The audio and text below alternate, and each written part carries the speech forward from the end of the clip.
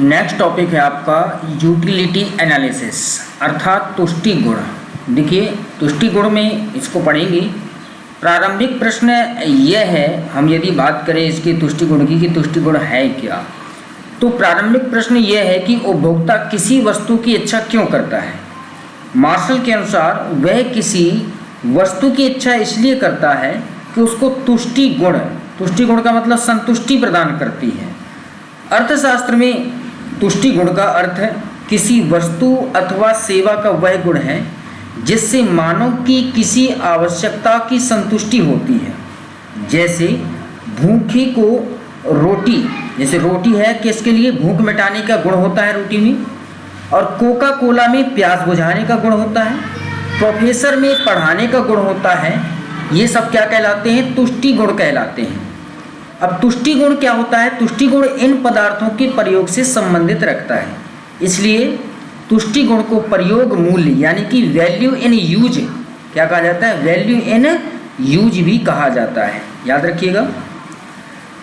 आवश्यकता को संतुष्ट करने वाला वस्तु का गुण तुष्टि गुण कहलाता है। ये जो लाइन है आप याद रखिएगा, क्वेश्चन आपसे पूछा जा सकता है इसमें कि आवश्यकता को संतुष्ट जो करे उसको क्या कहा जाएगा, तो क्या कहा जाएगा, तुष्टि गुण कहा जाएगा।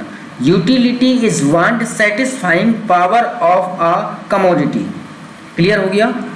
अब देखते हैं दोस्तों परिभाषाएं। M.A. बावर के अनुसार किसी वस्तु या सेवा का वह गुण जिससे किसी आवश्यकता की संतुष्टि होती है तुष्टि गुण कहलाता है।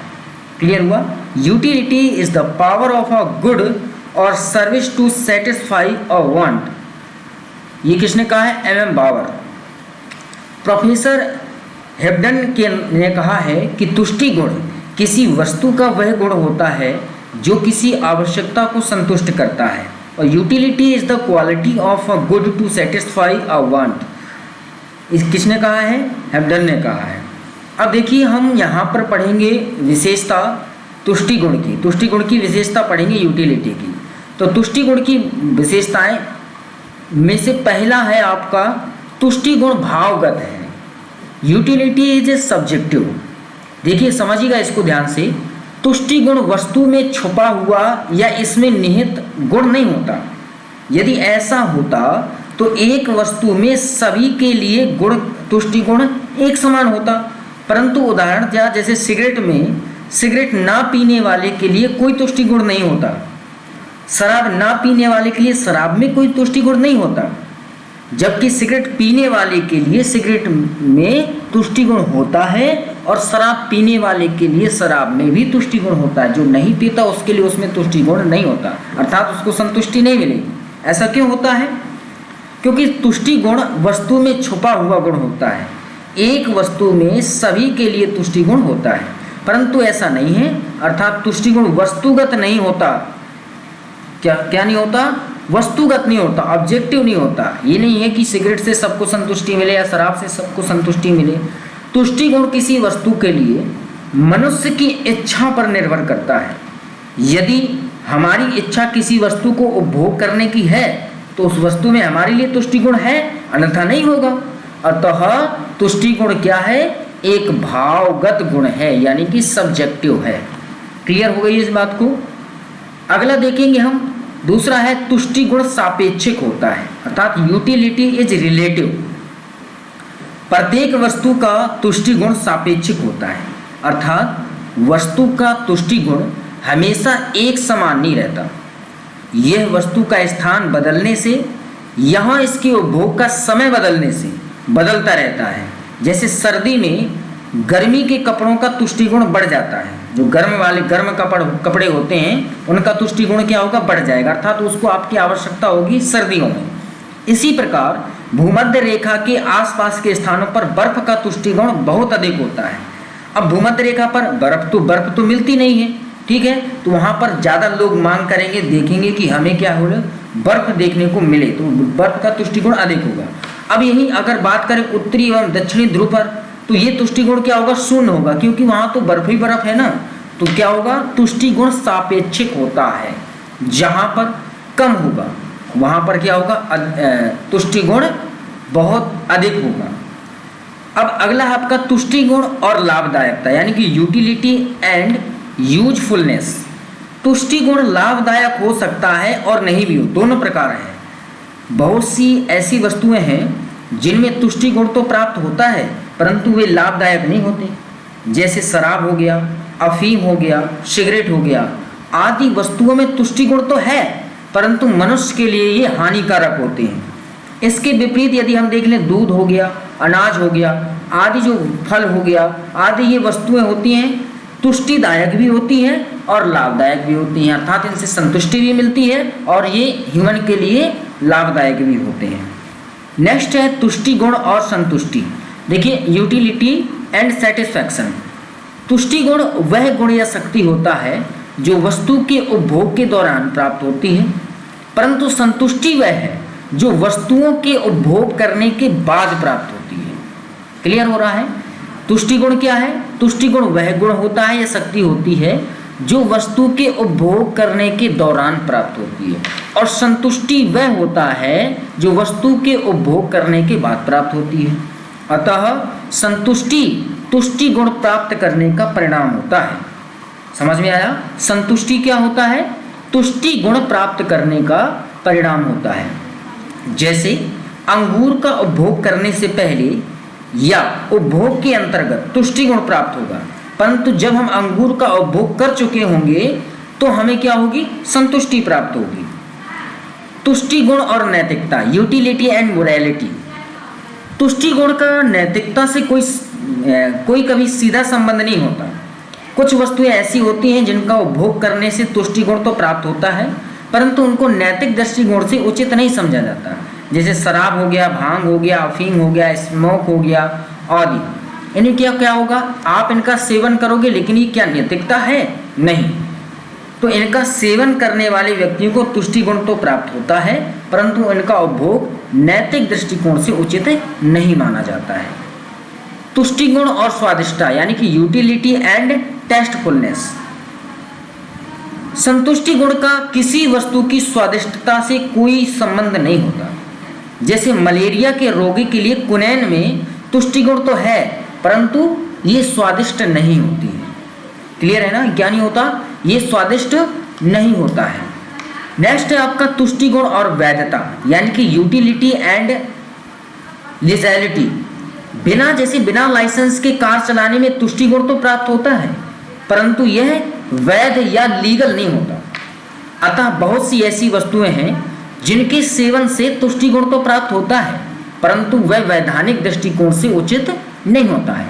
इसलिए तुष्टि गुण और वैधता में कोई संबंध नहीं है, याद रखिएगा। तुष्टि गुण विश्लेषण के नियम अर्थात लॉ ऑफ यूटिलिटी एनालिसिस जो आपका टॉपिक है, यूपी SSC ASO में पूछा जाना है।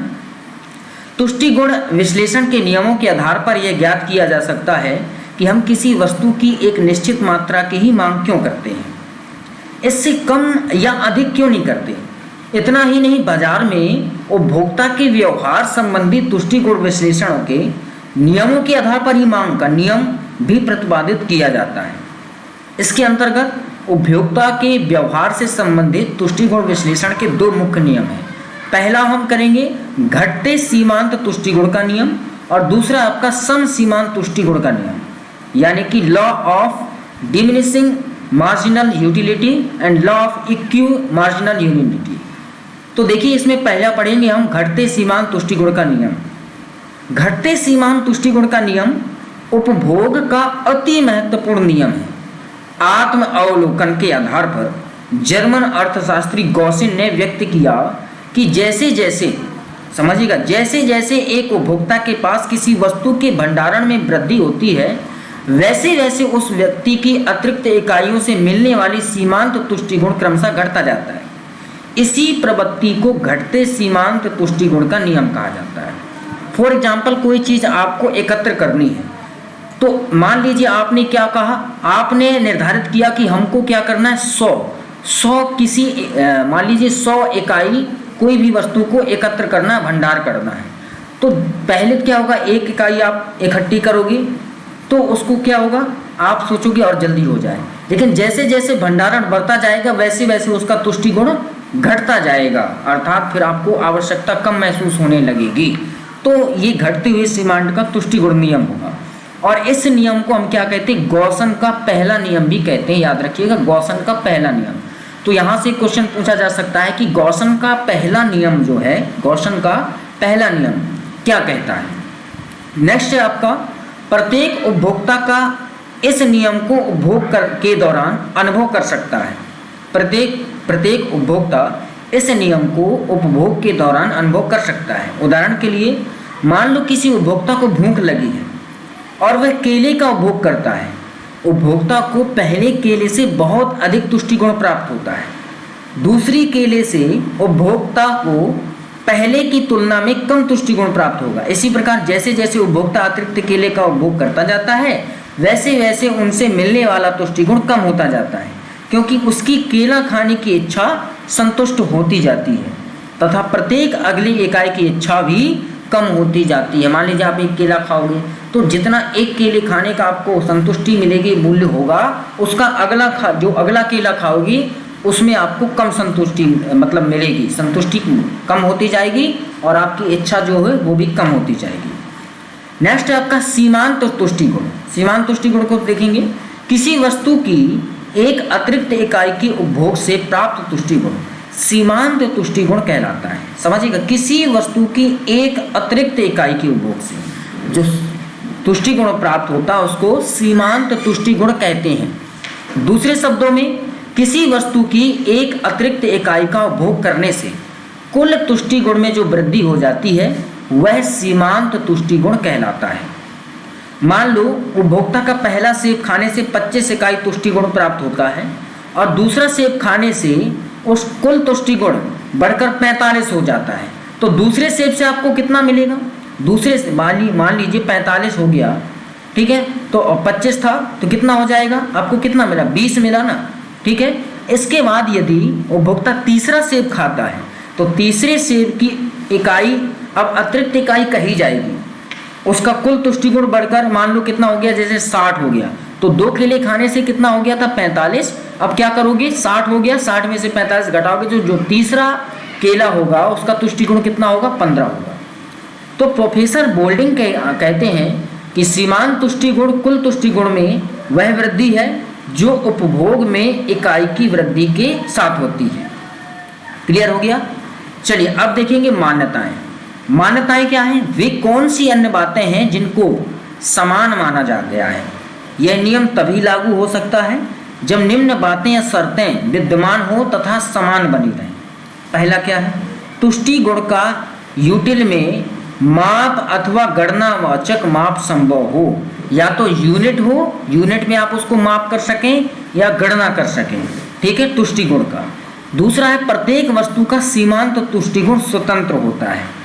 अगला, मुद्रा का सीमांत तुष्टि गुण स्थिर रहना चाहिए। मुद्रा का सीमांत तुष्टि गुण क्या होना चाहिए? स्थिर रहना चाहिए।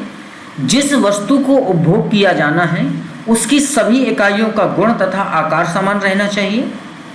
अगला है वस्तु की इकाई का आकार उचित होना चाहिए। वस्तु की उपभोग निरंतर किया जाना चाहिए। उपभोक्ता की आय में कोई परिवर्तन नहीं होना चाहिए। उपभोग की जाने वाली वस्तुओं की कीमत तथा उसकी संबंधित वस्तुओं की कीमतों में कोई परिवर्तन नहीं होना चाहिए। उपभोक्ता की रुचि में कोई परिवर्तन नहीं होना चाहिए और फैशन तथा मौसम में परिवर्तन नहीं होना चाहिए। तो ये क्या है आपके? ये हैं आपके मान्यताएं। अगर ये मान्यताएं हैं तभी क्या होगा? आपका यूटिलिटी का नियम लागू होगा, अदरवाइज नहीं होगा। नेक्स्ट है नियम के अपवाद या सीमाएं, ठीक है, इसको देखना, लिमिटेशन ऑफ द लॉ।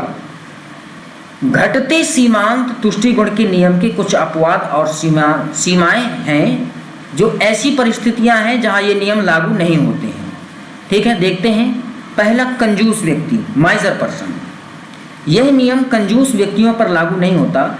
ऐसा देखा गया है कि कंजूस व्यक्तियों के पास जितना अधिक धन एकत्र हो जाता है उतना ही वे और अधिक धन प्राप्त करना चाहते हैं। इसका कारण यह है कंजूस व्यक्तियों के लिए धन का सीमांत तुष्टि गुण गिरने के स्थान पर बढ़ जाता है, ठीक है। अतः कंजूस व्यक्ति इस नियम के अपवाद होते हैं। नंबर दूसरा, दुर्लभ तथा विचित्र वस्तुएं। दुर्लभ तथा विचित्र वस्तुओं के संग्रह करने पर भी यह नियम लागू नहीं होता।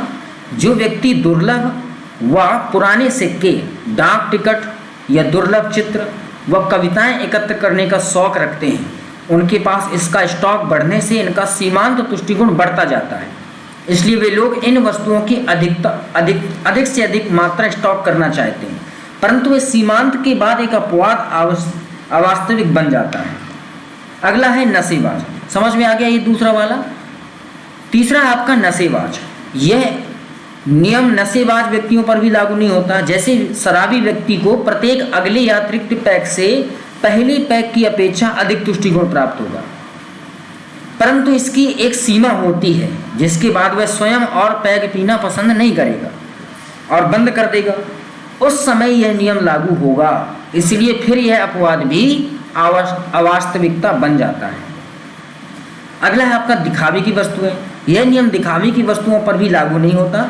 इसका कारण यह है कि ज्यों एक व्यक्ति के पास दिखावे की वस्तुओं का स्टॉक बढ़ता है तो स्टॉक में प्रत्येक वृद्धि के साथ सीमांत तुष्टिगुण कम नहीं होता बल्कि बढ़ता जाता है। जैसे महंगे जेवरात, कीमती वस्त्र आदि का संग्रह। सीमांत, परंतु एक सीमा के बाद यह नियम भी लागू होता है। यह भी अपवाद और अवास्तविक बन जाता है। फिर है आपका प्रारंभिक अवस्था। किसी वस्तु की प्रारंभिक इकाइयों के उपभोग से मिलने वाला सीमांत तुष्टिगुण बढ़ता है। इसका कारण यह है कि प्रारंभिक पहली तथा दूसरी इकाई की उपभोग करने से उस वस्तु को पाने की आवश्यकता और गहन हो जाती है तथा सीमांत तुष्टिगुण गिरने के स्थान पर बढ़ जाता है। परंतु कुछ इकाइयों का उपभोग करने के उपरांत यह नियम अवश्य लागू होता है। एक सीमा के समय बाद यह अपवाद अवास्तविक बन जाता है। अगला आपका सुंदर कविता तथा अच्छी पुस्तक और संगीत। यह नियम सुंदर कविता, अच्छी पुस्तक तथा अच्छे संगीत पर लागू नहीं होगा। इसका कारण यह है कि इनके बार बार सुनने तथा पढ़ने से पहली की अपेक्षा अधिक तुष्टिगुण प्राप्त होता है, परंतु कुछ समय बाद यह नियम अवश्य लागू होता है तथा यह अपवाद भी अवास्तविक बन जाता है।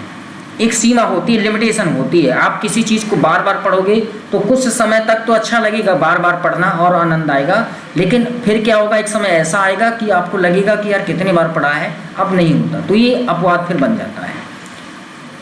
प्रयोगकर्ताओं की संख्या में वृद्धि। जब किसी वस्तु के उपयोग करने वालों की संख्या बढ़ती है तो भी उसका सीमांत तुष्टिगुण बढ़ जाता है। जैसे दूरभाष लगवाने वालों की संख्या बढ़ जाती है तो सभी दूरभाष वालों का तुष्टिगुण बढ़ता है तथा यह नियम लागू नहीं होता है। इसके बाद आता है प्रेम, लव। यह नियम सच्चे पवित्र प्रेम पर भी लागू नहीं होता। जब आप किसी व्यक्ति, राष्ट्र या प्रभु से सच्चा पवित्र प्रेम बढ़ाते हैं तो प्रेम के बदले प्रेम प्राप्त होने लगता है तथा और अधिक प्रेम करने की इच्छा उत्पन्न होती है और तुष्टिगुण बढ़ता जाता है। वाटसन के अनुसार यह भी नियम प्रेम पर लागू नहीं होता। अब संक्षेप में हम कह सकते हैं घटते सीमांत तुष्टिगुण के उपरोक्त अपवाद नाम मात्र के ही माने जाते हैं।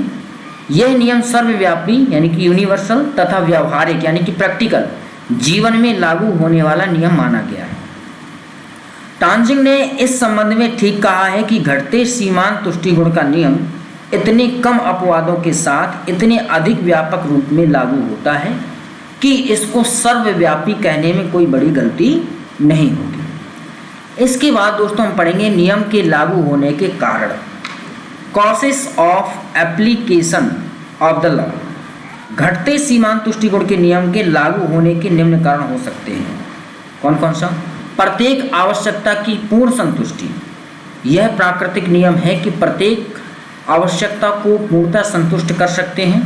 जब किसी वस्तु की अतिरिक्त इकाइयों का उपभोग किया जाता है तो संबंधित आवश्यकता संतुष्टि होने लगती है तथा उस वस्तु को पाने की आवश्यकता की गहनता कम हो जाती है।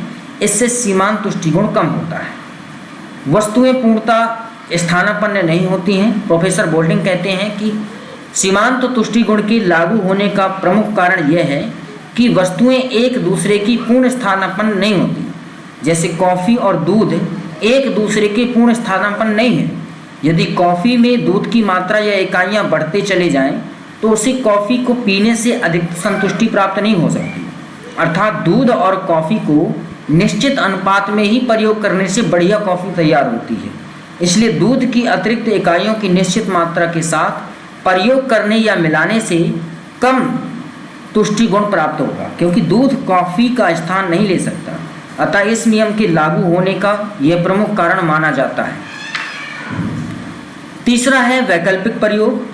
प्रत्येक वस्तु के एक से अधिक अर्थात वैकल्पिक प्रयोग हो सकते हैं। प्रत्येक व्यक्ति किसी वस्तु का पहला वह प्रयोग करता है जिससे उसको अधिक संतुष्टि प्राप्त होती है। उसके बाद उस वस्तु का प्रयोग पहले से कम संतुष्टि देने वाले उपभोग में प्रयोग करता है। जैसे दूध पहले बच्चों को पिलाने में भी प्रयोग लाया जाता है। जो दूध की मात्रा बढ़ती है तो फिर उसे चाय के लिए भी रेडी कर लिया जाता है। इसके बाद दूध की मात्रा और बढ़ती है तो उसका महत्व अन्य प्रयोगों में किया जाने लगता है। जैसे उसको दही बना लिया, फिर उस मक्खन बना लिया, है ना, इस प्रकार से। इसलिए दूध की मात्रा बढ़ना, इसका सीमांत तुष्टि गुण गिरता जाता है। अब आया आपका सम सीमांत तुष्टि गुण का नियम, law of equi marginal utility. देखिए, तुष्टि गुण विश्लेषण की सहायता से उपभोक्ता की मांग की व्याख्या करने वाला सम सीमांत तुष्टि गुण का नियम उपभोग का दूसरा महत्वपूर्ण नियम है। यह नियम भी 19वीं शताब्दी में एक फ्रेंच इंजीनियर गॉसन द्वारा प्रतिपादित किया गया था, इसलिए इसको गॉसन का द्वितीय नियम कहा जाता है। जब उपभोक्ता दो या दो से अधिक वस्तुओं का उपभोग कर रहा होता है तो यह नियम मार्गदर्शन करता है कि वह विभिन्न वस्तुओं को किस अनुपात में खरीदे ताकि उसका कुल तुष्टि गुण अधिकतम हो सके। अर्थशास्त्र में सम सीमांत तुष्टि गुण का नियम अनेक नामों से जाना जाता है, जैसे अधिकतम तुष्टि गुण का नियम या अधिकतम संतुष्टि का नियम, प्रतिस्थापन का नियम या अनुपातिकता का नियम आदि नाम से जाना जाता है। याद रखिएगा, इस नियम के अनुसार एक उपभोक्ता को अपनी सीमित आय विभिन्न वस्तुओं पर इस प्रकार खर्च करनी चाहिए ताकि सभी वस्तुओं से प्राप्त सीमांत तुष्टि गुण समान हो। ऐसा करने से उपभोक्ता को सीमांत संतुष्टि प्राप्त होगी, जिस कारण इस नियम को अधिकतम संतुष्टि का नियम भी कहा जाता है। इस नियम को प्रतिस्थापन का नियम इसलिए कहा जाता है कि इस नियम के अनुसार एक उपभोक्ता अधिक सीमांत तुष्टि गुण देने वाली वस्तु का कम सीमांत तुष्टि गुण देने वाली वस्तुओं के लिए तब तक प्रतिस्थापन करेगा जब तक वस्तुओं का सीमांत तुष्टि गुण बराबर नहीं हो जाता। इस नियम को अनुपातिकता का नियम इसलिए कहा जाता है क्योंकि इस नियम के अनुसार एक उपभोक्ता को अपनी सीमित आय विभिन्न वस्तुओं पर इस अनुपात से खर्च करनी चाहिए ताकि सभी वस्तुओं से प्राप्त सीमांत संतुष्टि गुण समान हो सके। इस नियम का महत्व इतना व्यापक है कि यह नियम अर्थशास्त्र के प्रत्येक क्षेत्र जैसे उपभोग, उत्पादन, विनिमय, वितरण, राजस्व आदि सभी में लागू होता है। इसलिए प्रोफेसर रॉबिन्स ने इसको अर्थशास्त्र का नियम भी कहा है। याद रखिएगा, अर्थशास्त्र का नियम किसको कहा जाता है? समसीमांत का नियम। परिभाषा यदि देखें, डॉक्टर मार्शल ने कहा है कि यदि किसी व्यक्ति के पास एक ऐसी वस्तु है जिसको वह अनेक उपभोगों में प्रयोग कर सकता है तो वह इसका अनेक उपभोगों में वितरण कर इस प्रकार करेगा ताकि प्रत्येक उपभोग में इसका सीमांत तुष्टि गुण समान हो। प्रोफेसर लिप्सी ने कहा है कि कोई गृहस्थी अधिकतम संतुष्टि प्राप्त करने के लिए अपने व्यय को वस्तुओं पर इस प्रकार बांटेंगे ताकि प्रत्येक वस्तु पर खर्च होने वाली मुद्रा की अंतिम इकाइयों से मिलने वाला तुष्टि गुण बराबर बराबर हो। अब मान्यताएं इसकी पढ़ेंगे तो सम सीमांत तुष्टि गुण का नियम निम्न मुख्य मान्यताओं पर आधारित होता है। गणनावाचक देखेंगे। कार्डिनल तुष्टि गुण को गणनावाचक संख्याओं जैसे 1, 2, 3, 4 इत्यादि संख्याओं में मापा जा सकता है। दूसरा है मुद्रा का स्थिर सीमांत तुष्टि गुण। एक्स मुद्रा का सीमांत तुष्टि गुण स्थित रहता है। विवेकशील उपभोक्ता यानी कि रेशनल कंज्यूमर। उपभोक्ता विवेकशील है अर्थात वह अपनी आय को इस प्रकार खर्च करना चाहता है ताकि उसको अधिकतम संतुष्टि प्राप्त हो। स्थिर आय यानी कि कांस्टेंट इनकम। उपभोग के दौरान उपभोक्ता की आय स्थिर रहती है। स्थिर कीमतें, वस्तु की कीमतें स्थिर रहती हैं। विभाज्य वस्तुएं, इस नियम की मान्यता के अनुसार वस्तुओं की इकाइयों को छोटे छोटे भागों में बांटा जा सकता है। रुचि, फैशन व रीति रिवाज स्थिर रहते हैं, स्थिर रहने होने चाहिए। हिसाबी उपभोक्ता, अर्थात इस नियम की यह भी मानता है कि उपभोक्ता हिसाबी व्यक्ति है, अर्थात वह हिसाब लगाकर रखता है कि सभी वस्तुओं पर खर्च किए गए अंतिम रुपये से सीमांत तुष्टिगुण समान है या नहीं। तो ये थे आपके यूटिलिटी एनालिसिस दूसरा टॉपिक। नेक्स्ट टॉपिक अगली क्लास में है, अगली क्लास को ओपन करिए। जय हिंद।